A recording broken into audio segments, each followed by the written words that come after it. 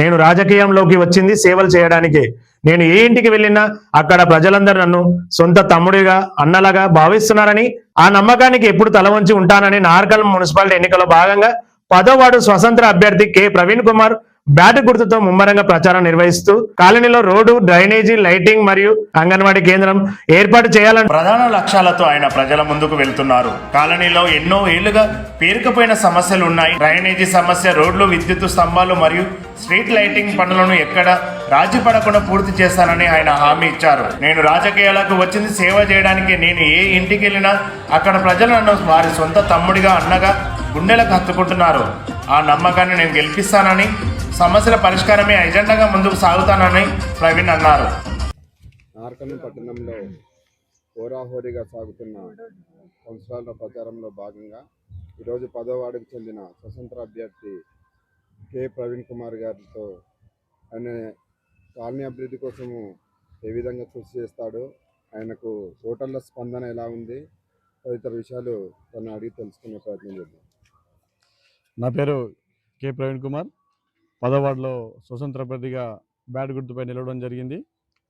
నేను ఈ కాలనీలో ముఖ్యంగా డ్రైనేజ్ సమస్య, అలాగే రోడ్లు, స్తంభాలు, లైటింగ్ విషయాల్లో ఏ విషయంలో కూడా రాజీ లేకుండా అన్ని విషయాల్లో ఎమ్మెల్యే దృష్టికి తీసుకెళ్ళి త్వరితగతిన పని చేపిస్తానని కాలనీ వాసులకు మాటిచ్చాను.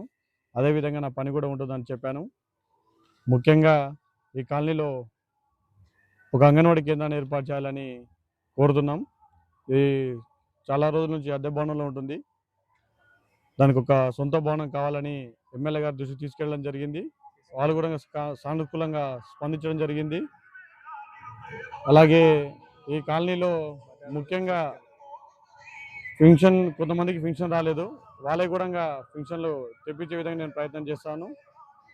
ఈ గల్లీలో రోడ్లు కానీ ఏ సమస్య ఉన్నా సరే నేను ముందుంటాను. అందరికీ అందుబాటులో ఉండి సేవ చేయడానికి నేను ముందుకొచ్చాను రాజకీయాల్లోకి. ఈ కాలనీలో ఎక్కడికి వెళ్ళినా అందరూ నన్ను సొంత తమ్ముడులా ఆదరిస్తున్నారు. కాలనీలో ఇప్పటివరకు ఎలాంటి సమస్యలు ఉన్నాయి, ప్రజలు ఓటర్లు ఏమంటున్నారు మీరు వారి ఇంటికి వెళ్ళినప్పుడు? ముఖ్యంగా కాలనీలో త్రాగునీటి సమస్య ఉంది. అలాగే కొన్ని బోర్లు వేయించాలని వాళ్ళు అడగడం జరిగింది.